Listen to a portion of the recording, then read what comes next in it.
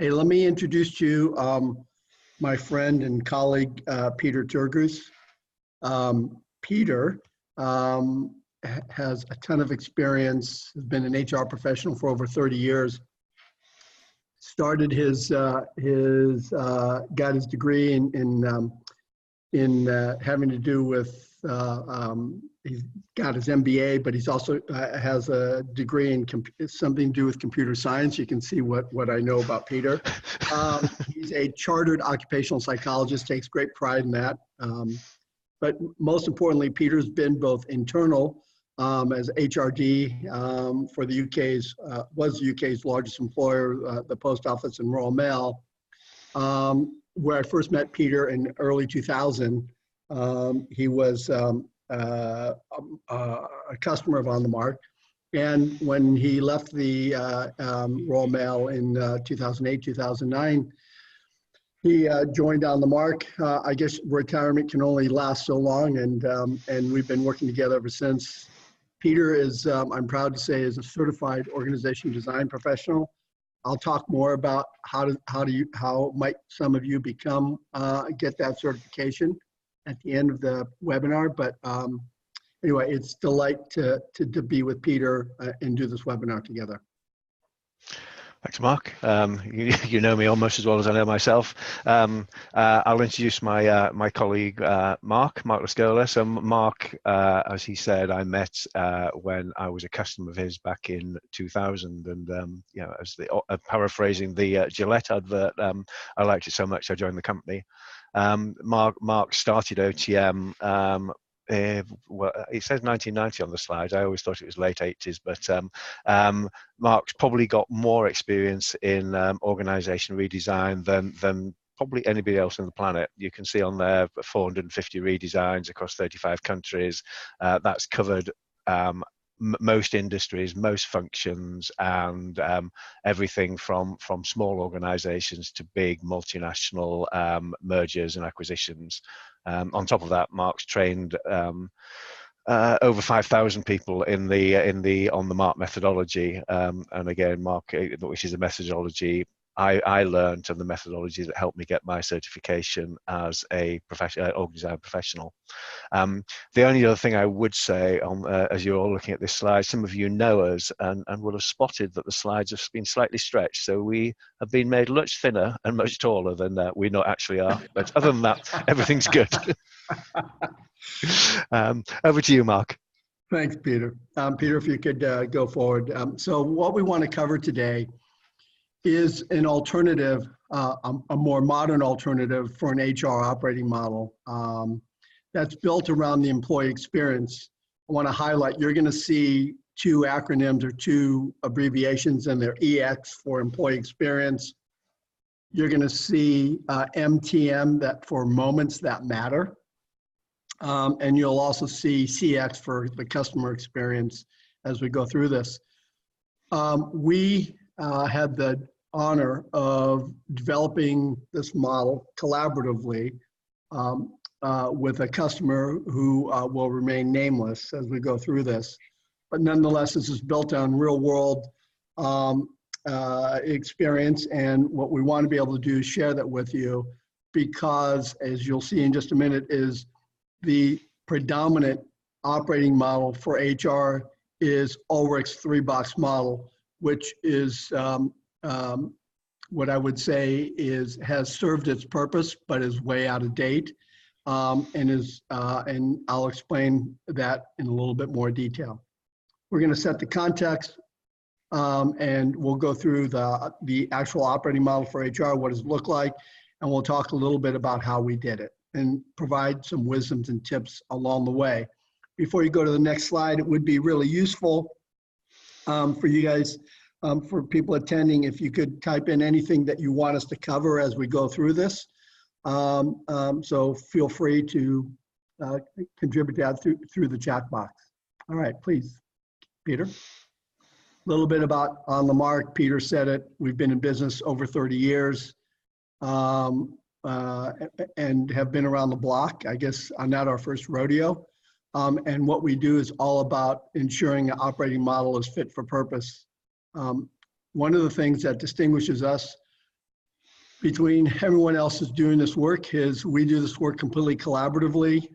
Some of you might be familiar with different methodologies, collaborative methodologies like whole scale change and participative design and open space.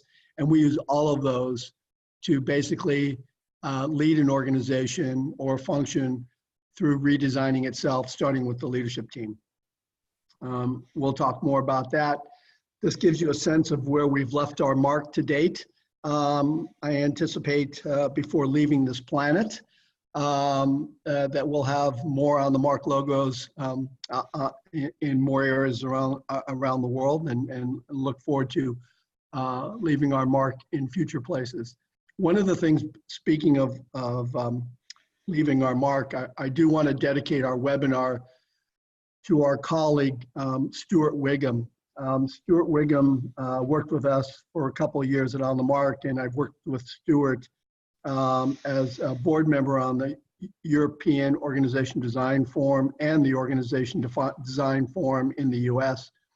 Stuart passed away before the end of the year, and I just want to shout out to Stuart, and as we go through this, just honor him, for those of you who knew Stuart. Anyway, let's move on. So I first want to start to talk about there are many firms out there doing organization design, and most of the firms that do this work do what I call strategic, or what Peter and I refer to strategic design, is they might do pretty pictures and figure out how to organize people around a structure. But we use the term operating model, and we use it very deliberately. And an operating model, if you think about in an organization, it's day-to-day rhythm and drumbeat of both doing the work and how the work gets done and how the work gets managed. We represent the operating model through our OTM Applied STAR model, which is based on Jay Galbraith's work, but has much more rigor built into it. But it's basically, in essence, an operating model is the operational blueprint based on the day-to-day operations of how a company or an organization or a function like HR brings value to its customers. It includes all the practical elements, including the work, how you organize people around the work, how that work gets managed, and how those people then are reinforced and enabled in terms of its HR processes. So it's just something for you to keep in mind as we go through this. Let's move forward. Don't read this, please, but I do want to highlight a couple things. All of you probably remember the saying by Drucker and Fields of culture eats strategy for breakfast.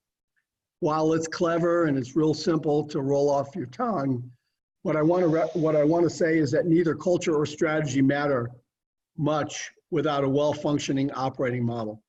And so for us, an operating model is even more fundamental because culture is an output of that operating model. So for 15, 20 years, the dominant operating model for HR has been Ulrich's three-box model. And while it's served some very important purpose over the last 15 to 20 years, such as helping HR add strategic value to the business, work more strategically, there are some significant shortfalls to the three-box model, which includes power struggles between business partners, centers of excellence, the Center for, depending on what you call it, the Center for Sustaining and Maintaining Payroll, et cetera. One of the things about the Ulrich model is it significantly fragments the actual value stream of the value stream that work and the value that gets delivered to the organization. And it drives in a lot of complication and expense and time and effort to basically manage work across those three pillars. So one of the things with our customer is they said, we don't want the three-box model. We want to go beyond it. And so if you think about the changes and innovations that have occurred just in the HR field, so for example, thinking about the employee experience more, the rise of HR analytics, digitalization, artificial intelligence, employee self-service, all these things have kind of come together and have started to put pressure on, well, why the three-box model? And it's really what else is out there?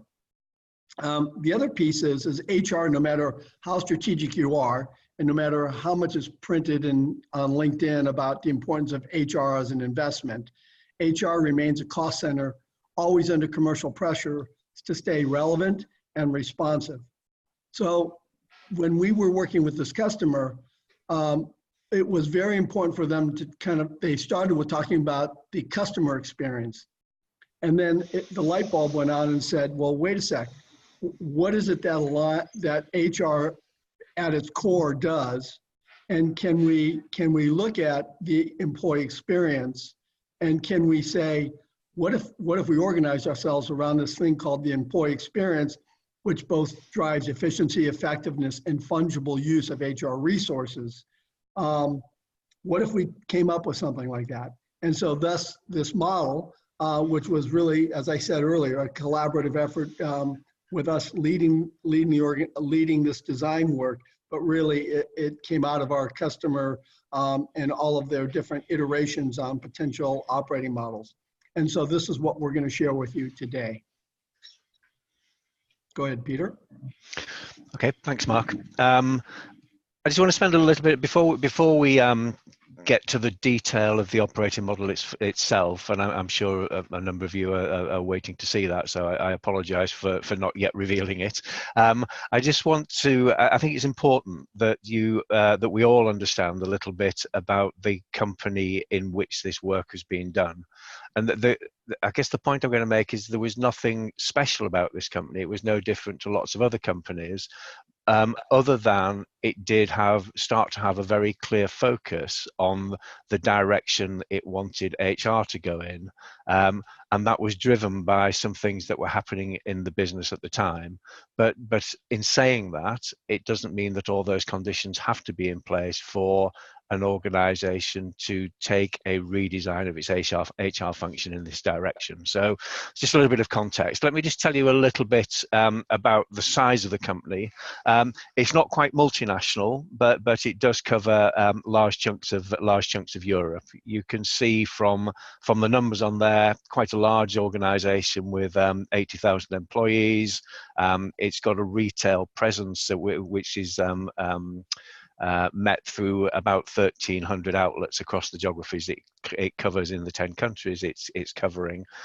It also has a fairly significant online presence, and for its sector is reasonably profitable, but certainly had aims to be more profitable. So that's really just giving you a feel for the size of the company. Directionally, they done some work strategically on where they wanted to take the company as a whole, and had set a very clear direction for the company, as Mark said, based around aligning its product and service offerings to the customer's experience. So customers use their products in different ways at different times in their own life cycles, so that the concept of a customer life cycle was starting to get fairly well embedded into the organization. And as Mark said, this was the trigger for HR to start to say, can we follow the same direction as our company strategy when we think about how we're going to develop the HR operating model to support the company going forwards? And this is what led them to saying we want to have an HR function that puts the employees at the heart and follows the employee experience. So we want to align around the employee experience and align around a concept that they coined called the moments that matter. And this was all about ensuring that that employees were fully aligned with the different customer experiences that they wanted to serve through the business operating model. The other couple of things just hiding below all that, there was a desire to establish global functions, so you can see the words on there, around and to optimize best practice where they could. but also recognizing that they were never going to have best practice everywhere. They just needed to decide where they wanted best practice. And for their shared services, so the transactional engine of HR to be low cost and delivering wherever they could across the whole enterprise and all countries. So that was driving them very much towards a model which had more standardization in it, and caused them to look a bit at, and this is a very complicated slide, but the message to take away from it, and I'm sure a lot of you that work in HR will recognize it, is a huge amount of HR time in the current operating model was spent on admin, and then focusing on particular bits of HR transactions and HR policies, but not really taking a holistic view across the piece, and certainly not operating consistently across countries. So in terms of that as a snapshot of the organization, it was basically saying, depending on which country you went in, things were done differently. Depending almost to some extent in which business you went to, things were done differently. But actually, HR spent a lot more time than the company wanted on admin.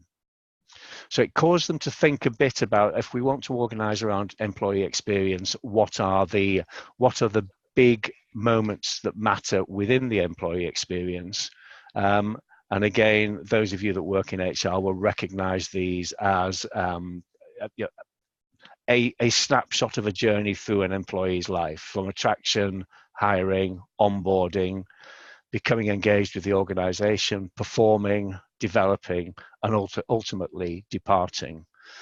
So the initial model and the initial criteria for designing the future HR function was based around those concepts of employee life cycle, and led to them doing some research amongst their own employees to drill into each of these points in the employee life cycle more deeply. And again, there's lots and lots of research that lived behind what became known as the moments that matter. That this was getting employee data on what was happening currently at each of those moments that matter, and what they really wanted in those moments that matter, so that they could start to build an operating model that delivered the full end-to-end employee experience with the employee at the heart of the journey. The other thing that was looked at in a lot of detail was where the company wanted to standardize activity and where they wanted to have variation. And this is, for those of you that have worked with us, and those of you who have been on previous webinars, you'll recognize an element of the OTM brand coming through here, where we will always get our customers to think quite hard about where they want to standardize work, where they want to integrate work. Standardization being it's done the same way everywhere. And integration being you're pulling that work together across different parts of the function in this case. So integration doesn't necessarily mean centralization, but it does mean that there is a mechanism in place that ensures that all the work across the geographies and across the brands in this organization were integrated. And basically what this, if you cut to the chase on what that picture is telling you, is there's a lot of work that they recognize they could put into their transactional engine, their service center, so that they could focus to the right-hand side of the dotted line. They could focus on really being truly employee-centric on those other areas, and that was an important piece of analysis for them to do, to help them to decide what's going to be truly or as far as possible standardized versus what is going to be and therefore can be put into the transaction engine rather than the other parts on the right hand side, which can be much more tailored and to some extent become more product specific or geographic specific. So these were important pieces of foundational work that they had to do before, or chose to do, and we guided them to do before they went into any work on thinking about what the new operating model might look like. And Peter, sorry, go ahead, Mark. Yeah, sorry, if I can interrupt, go back if you wouldn't mind. I just want to highlight a couple things on this. If you'll notice the small yellow blobs on the right hand of your screen, these were things that were very important, what they call high strategic differentiators, yet they were done differently, a lot of variation all over across the company.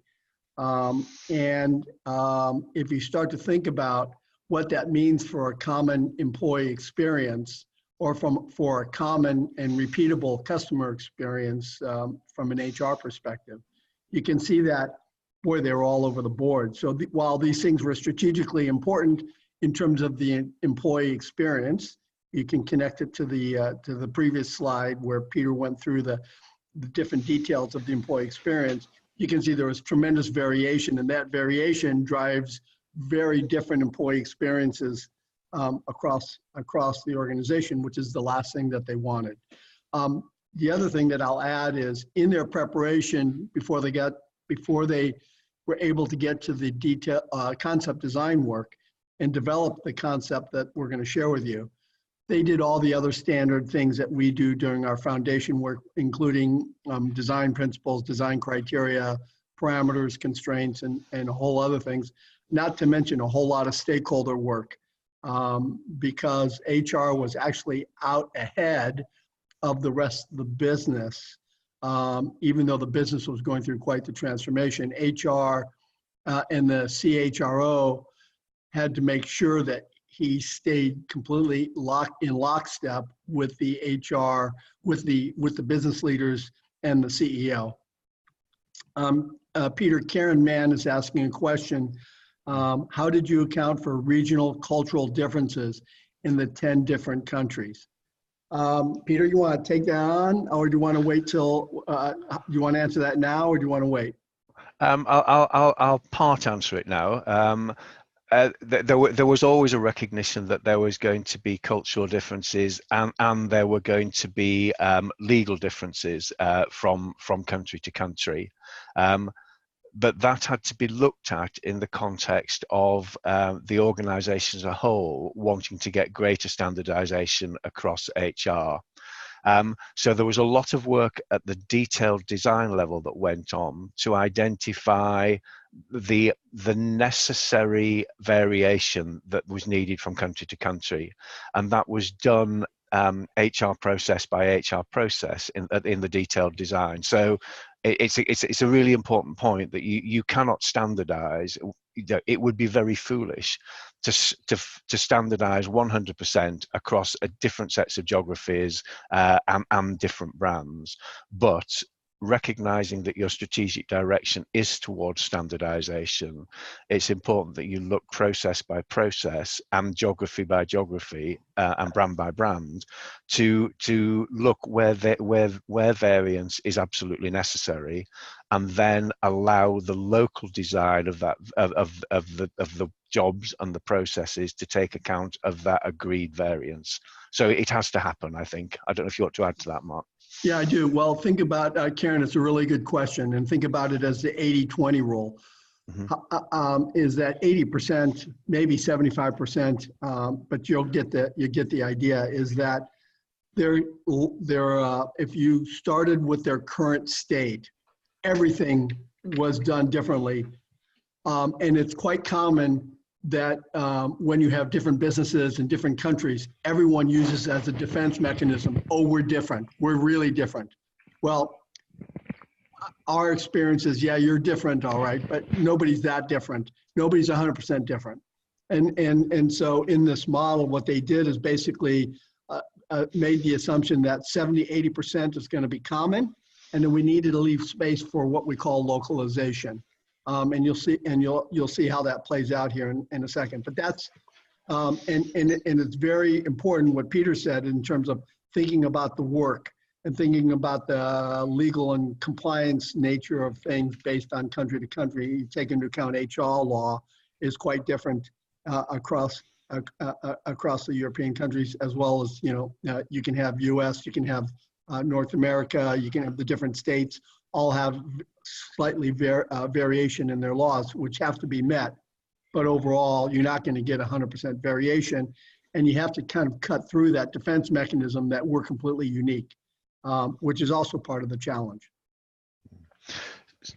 Just a final point on that before I move on. If you look at the picture that's in front of us, you'll see that the ER, IR blobs, for want of a better description, are not high on the standardization scale, and that's a recognition that geography by geography and brand by brand, there's going to be local variation. So the lower down something is on this 2x2, the more local variation was going to be allowed. Okay. Hey, Peter, before you go on, Andre, it's good to see you on the webinar, Andre. Andre has a question on the moments of truth. He said, I'd like to know how they were determined. For example, an employer senior management based, employee-based surveys, focus groups, qualitative, quantitative analysis, etc. Thanks. I'll start and then I'll pass off to you, Peter, to give you some chance to. So one of the things, as I said, Andre, is the organization itself, the core of the business, not just the enabling functions, but the core of the business was really leading this transformation. The CEO, and they had a number of different vendor partners, consulting firms, as well as internal teams that were looking at the customer experience today versus what they wanted. They did a similar piece of work on the employee experience. And I'm not sure on some of the methodologies that they used. Peter, do you recall any of that? It was a two-step approach. So methodologies that initially they were using focus groups, and that was to identify. I'm going to flick the slides very quickly, so I apologize for this. So they had focus groups which really got to where were the moments of truth. So this was about asking employees, what are the points in their end-to-end career where getting it right or getting it wrong really mattered. So that led to the slide you can see in front of you with the 7 areas. I guess you'd almost call these milestones of truth. It's the moments that matter. They then used a combination of interviews and focus groups to start to drill down on each of those moments of truth and to identify what it was employees were saying at all levels in the organization, from senior manager down to frontline employee. And the size of the blobs are somewhat significant on here because it's where the most passion was for getting it right. Obviously everything had to be right, but some things that the employees were more passionate about than others. I don't want to add, Mark. I have nothing more to add. Andre, I think, does that just give us does that answer your question? You can go out. We'll just keep going. Yeah, very clear. Yeah. Okay. Yeah. Good question. Let's keep going. I'll keep going. So I just wanted to summarize, because what I've tried to go through fairly quickly is a combination of giving you a headline feel for the company and a headline feel for some of the work that went in what we would think of as the current state and the foundation phase, which, as Mark said earlier, is all about starting to get the design criteria, the parameters, the constraints for the future design. But some key points to come out of that, and these are, this isn't us saying this. This is more what they were feeding, the organization itself was feeding back to us as we reviewed the work as it was going forward, and things that had struck them as being really important. First one, I won't go through them all in detail, but certainly make sure you start with the work, not with the people. The obvious one of aligning with the business vision and the business direction. But in this case, that was fundamental, because the business vision and the business direction was all about customer segmentation and the customer experience. Therefore, they wanted to use that. They wanted to build off the business's direction to develop the HR direction. Mark mentioned the point about a massive investment in number 4 in gaining stakeholder support and trust for this, because they knew they were going to take HR in quite a different direction, and that it would impact on the role of the line manager, and it would impact on the experience of HR and the interactions with HR. They spent a massive amount of time helping the business understand their foundational principles. So before they even went into starting to do the concept design, which Mark will talk about in a minute, before they even went into that, they spent a lot of time just socializing their design criteria and the parameters and the constraints, and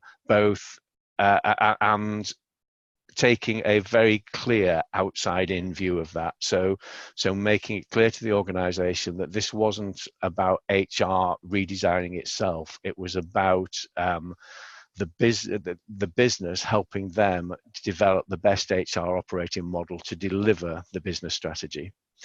So just some key wisdoms and quite powerful ones that came out from the very early work before the design work even began. So I think at that point, it's probably time, I'll hand back over to Mark and start to talk a bit more about the employee experience operating model. So over to you, Mark. Thanks, Peter. Just to give you a sense of where we're at, Peter, we got about 25 minutes left. And to everyone, Julie, good to see you on the webinar. To everyone, keep your questions coming. So let's talk about the operating model. Vera, it's good to see you as well. She's got a question. I would like to ask you what challenges you went through to convince top management team and department leaders to accept HR role as a strategic differentiator instead of administrating role. What typical patterns have you observed as barriers? So that's a really good, Vera, it's a really great question, and it's good to see you on the webinar. Let me start with saying the CHRO had a terrific relationship with as part of the executive committee and with the CEO, and had a terrific relationship. And so coming into it, we didn't feel like for some HR functions where they're swimming against the tide. So that's the first thing, and not having watched the CHRO interact with the CEO, I can't tell you what transpired there and how they got their relationship to the place it was, which was quite positive and influential. Peter, can you maybe add something to Vera, and we can also answer it along the way? Yeah, just a quick answer. Again, I'm aware of time. It moves on very quickly. The other thing that was fundamental here is the whole business knew it had to go through a massive transformation to deliver the future strategy and to deliver the move to operating along a customer experience model. And the line managers and the operational managers and the senior leaders were all saying, we need HR to help us manage our people through this transition. So that there was a pull from the line for a different operating model from HR. They didn't know what that operating model would look like, but the line of the organization knew that things need to change, and that was really helpful to them. And while the effort as an organization wasn't a cost-cutting effort, part of the return on investment and value proposition for the HR redesign were twofold. One is they needed to get ahead of the business so that they could help the business complete the transformation and then not be stuck in their own way, which was completely supported by the executive committee. And the second one was the savings.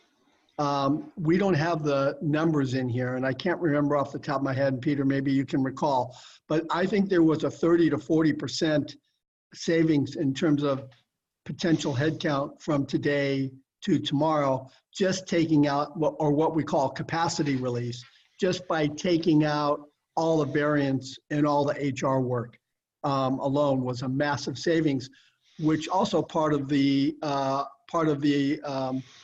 ask by the CHRO to the businesses, we need some technology investment. To make this operating model work, we're going to need massive technology investment. And so they had a pretty robust ROI.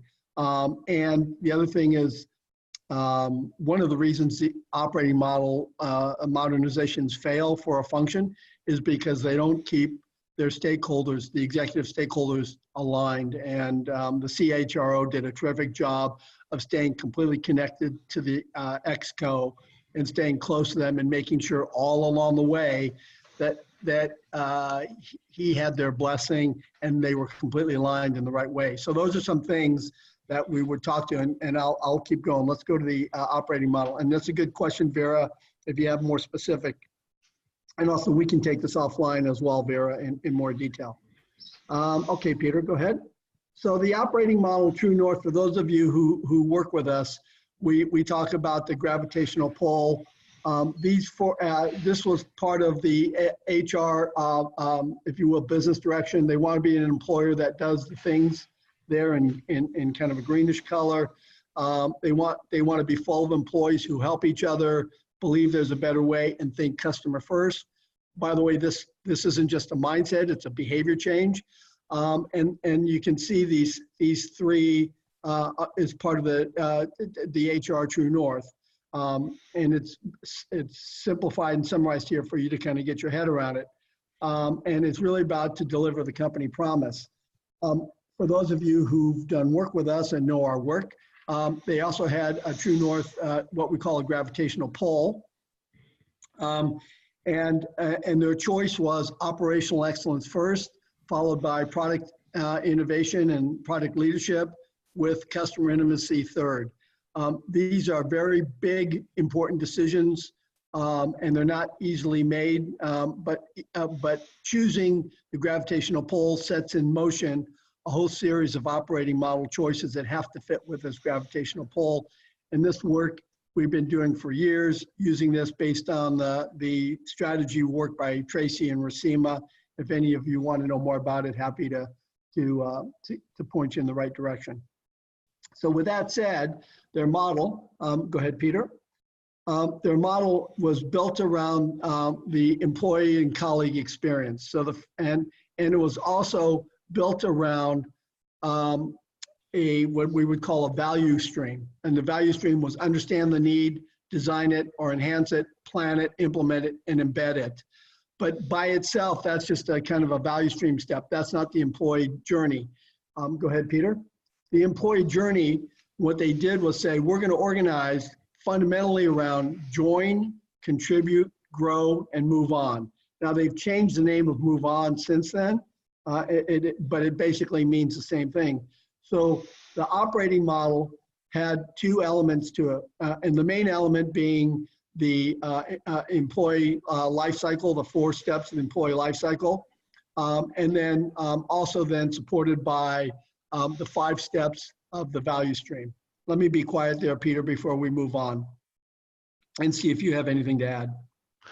No, I'll just add that bit on the end. No, I think the fundamental, for those of you that have worked with us and done concept design work before, it really is just recognizing that there's a simple value stream that runs from understand to embed, and then there are products and service streams that run across that, and which are the 4 streams, and that plan is the glue. The planning work is the glue that holds it all together to make sure that you come to the organization, and HR continues to look at the employee experience end to end and doesn't start to fragment across those 4 horizontals.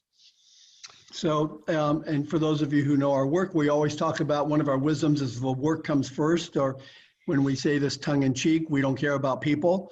At this stage, we really don't care about people. What we care about is what is the work that happens with each one of these horizontals. So if we go to the next slide, Peter, and you'll see that what we basically went through is all the HR value creating deliverables that come out of HR. And we said, okay, what work will be done in each one of these horizontals? Once you figure out what work is done within a certain boundary, then it becomes the basis or the DNA, if you will, for your structure choices. How are we going to organize people? So we call this bounding work, and that's essentially what you have here is. And move on was including things like leaving the organization, pension, and all the things that you think that happen when people move on outside of an organization. So I'm not sure. It looks like we've left some things out there, but there was a whole lot of work that happened in Move On. Anything to add, Peter? The only for those it's I know how hard it is to get out of the old operating model out of your head if you're in HR, and in the old operating model you would have seen completely separately something called transactional services or HR services, but the decision here is that all those services are around the core helping people to contribute to the organization. So what you would traditionally think of as transactional services as a separate blob in an Ulrich model is embedded within the contributes horizontal of this new operating model. Sorry, my voice is going. Other than that, no, nothing else to add. So before we move feel free again to ask any questions along the way or about the operating model. Let's move on, Peter. Yeah, there you go. So essentially what they did is looked at this model and said, okay, everyone's going to be focused on the moments that matter. Here are the moments that matter around the employee experience. And each of these moments that matter is owned by one of those horizontals. So it becomes critical that those horizontals are also glued up. And so this is just a replay of what we've seen previously. And there are primary owners of the moments that matter. So now we're getting into roles and jobs. And for those of you who also know our work, you also know that for us, roles are not the same as jobs, but ultimately there were owners, which were both roles and potentially jobs focused on each moment of truth. Anything to add, Peter? No, I was just putting the chart up for you, Mark, which I think is that this was their initial shot at the what we would think of as the level 2 structure of the organization. So having a senior team that was organized around the horizontals within the operating model. So you'll see that the join and move on are owned by one person, contribute, grow, understanding and planning. Communications, internal communications, we haven't talked about that, but that was embedded within their HR function, and they kept it as a separate area of work for the moment because they weren't 100% sure in the long term where they really wanted that work to go. So they kept it as a separate role. So they didn't have too much to unpick it once if they did decide to move that beyond HR, which was part of their thinking. Peter, Jilly, it's good to see you. Jilly asked a great question, which is who had the decision power in the last slide?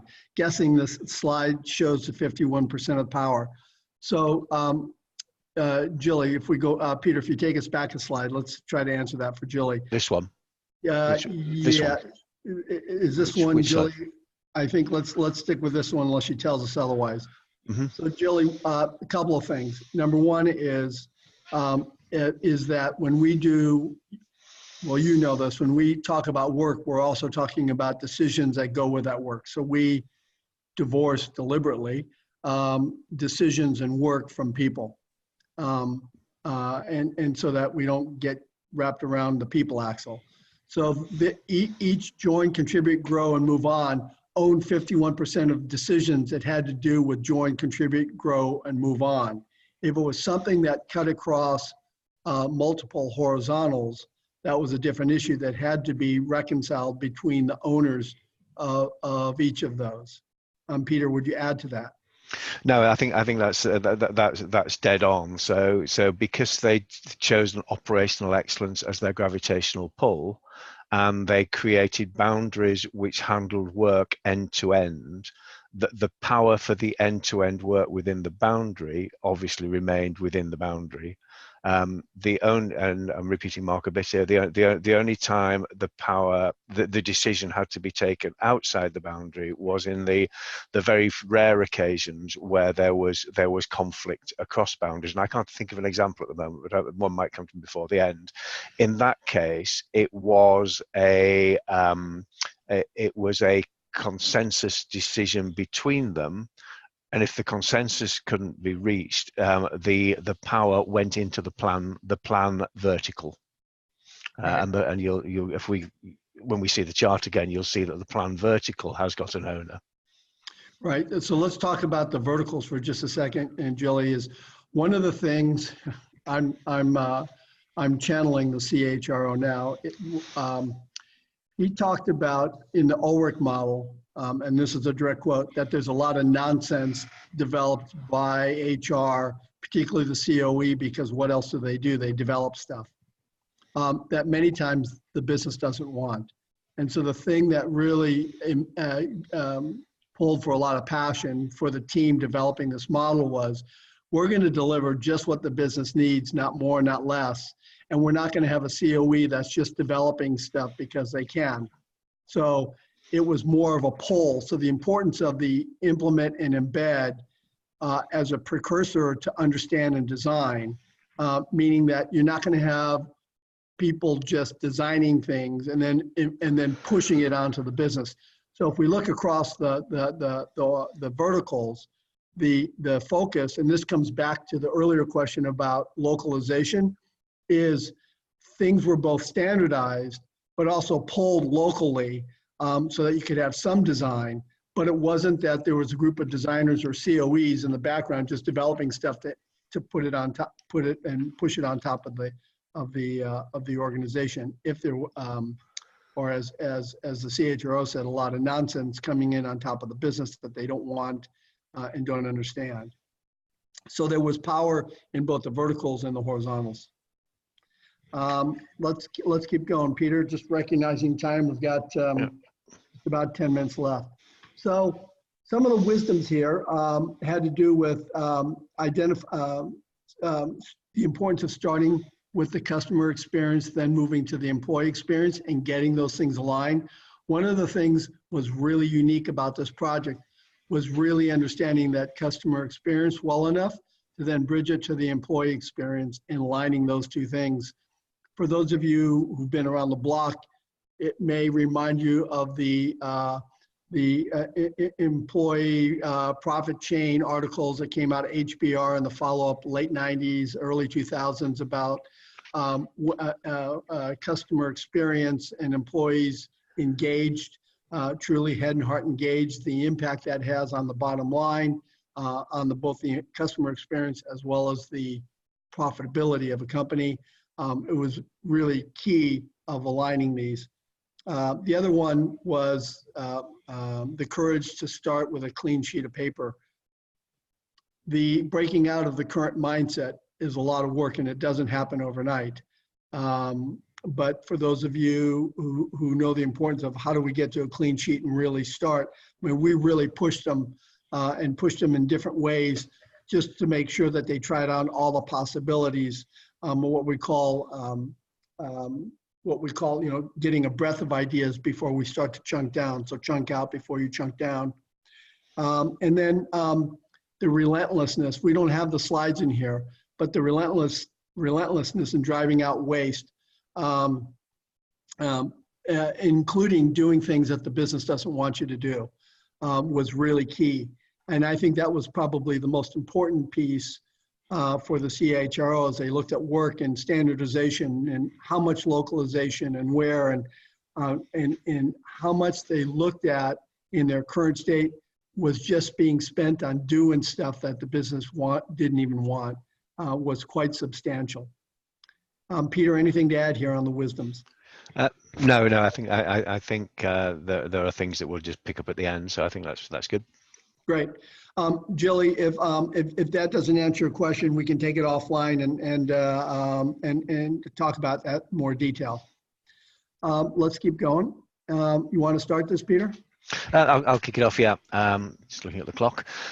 So we've talked a lot about upfront about the OTM approach to this work and taking a collaborative approach. But what was fundamental in this project, and what is generally fundamental, is to make sure that the approach that's taken is complete and holistic. And this approach could have fallen at any number of points if the organization hadn't been truly focused on taking this a step at a time and socializing it after every step. So when we say it fails if you take an incomplete approach, what we could see was if they tried to leap, let's say, from the current state to doing a concept without really doing the foundational work, they would have never made the leap that they needed to make. And the same, if they'd gone straight from concept to planning the implementation, again, it wouldn't have worked. So to get that true transformational change to the operating model of a function that has a lot of history and a lot of skin in the game of continuing to do it the way that it always has done, is reliant on making sure that the approach is followed step by step. But also is making sure that it's designed around the right value stream. Mark talked a few minutes ago about making sure you take an outside-in approach to the redesign of HR and not an inside-out. By that we mean, if you take an inside-out approach to HR, you will start by putting a boundary around the work that HR currently does. And those of you that work in HR and those of you that don't actually will recognize that the management of the human resource, which is what HR exists to help managers manage the people and manage the human resource within the organization. The boundary has to be around the full end-to-end HR work. And in most organizations, that work is done by a lot of that work is done by line managers, and some of that work is done by employees themselves. And it's fundamentally important when looking at the value stream that they took and that you take a complete approach to that and make sure you cover the full value stream and don't oversimplify it by just saying, well, that's not HR work, that's line managers' work, because that's about thinking about the people and not thinking about the work. What else would I pull out on here? I think some of the obvious ones, you've got to involve both HR and the operations from the start because of what I've just said. And that you don't think of it as we'll do the design and then we'll throw some change management on top to get it implemented. In this organization, it was a design approach that involved almost everybody in HR and involved a lot of the operation as well to help them really start to design the work for themselves and design the new operating model for themselves, so that when it came to a point where they were ready to implement, the organization wasn't just ready for this new operating model, it was saying we want it, we need it now because the business is transforming, we need you to change the way you're working, and we need you to change to that model that we've helped you design. The obvious ones at the end. Sorry, go ahead. Peter, Jilly asked a question, how long did it take to end to end? And she was saying Jilly shares with her team about 3 years to embed. So, Yeah. Jilly, we finished the concept work and the majority of the stakeholder work on the new operating model started in July, August timeframe, and we're done before Christmas. And then they implemented did the detailed design in the first 3 to 6 months of the new year. So you think all in all, it was about a year to get to implementation, but one of the things they had to do was make some big investments in terms of technology. And of course, like anything else in implementation, there's a criticality of critical pathing, what comes first, second, third. So I think you're right to make this much of a change. And where we're at least 3 years out now, and I think they're still stabilizing some elements of that. I think that's right, Mark. I think they wouldn't claim that it was fully embedded and completely institutionalized yet, but they're getting close. Yep, agreed. Go ahead, Peter. No, you go ahead. I've put the last, what was going to be our last slide up. People can read it whilst we're talking because I'm aware of the time. We've only got 2 minutes left. So go ahead, Mark.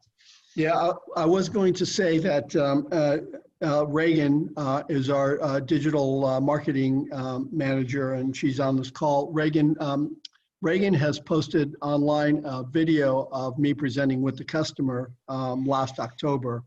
And if when Reagan sends out the link to download the recording of this webinar, as well as the slides, Reagan, if you wouldn't mind including that, because I think there are things in there that he talks about that we've not included in terms of also implementation. And I think it's just like a 5-minute. We've cut it down from a half-hour hour presentation to like 5 minutes. I think would you mind doing that, Reagan, when you send that out? Of course. Got it.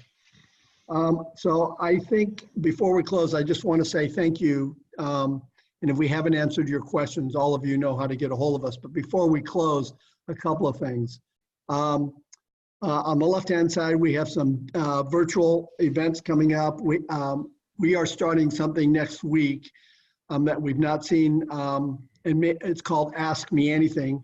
And Peter and myself and the consulting team are going to be available to answer any org design related questions and share with you our wisdom or tools or things of that nature.